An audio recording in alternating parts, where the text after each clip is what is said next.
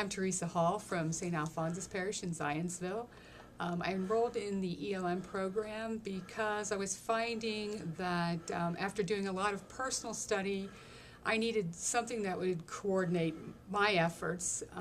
Another reason is that the parish programs necessarily are on a more superficial level to reach people of all different degrees of study, and I was just finding myself just hearing the same thing over and over again without depth.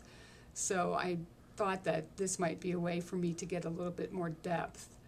I also like to be able to answer questions when people ask me questions, and sometimes I was finding that I really had to reach for that or go home and research it. So I was hoping that this would help me to be able to explain a little bit more about my Catholic faith to people who are either outside of the church or who are just entering the church, or who've been in it for a long time and simply just don't know much about their own faith. So far the ELM experience has been a really good one. I will say that I have been out of studies, formal study, for a long time, and the first paper, I make no exaggeration in saying that I spent more time on it than I did in labor with my last son, and that was probably more difficult for me.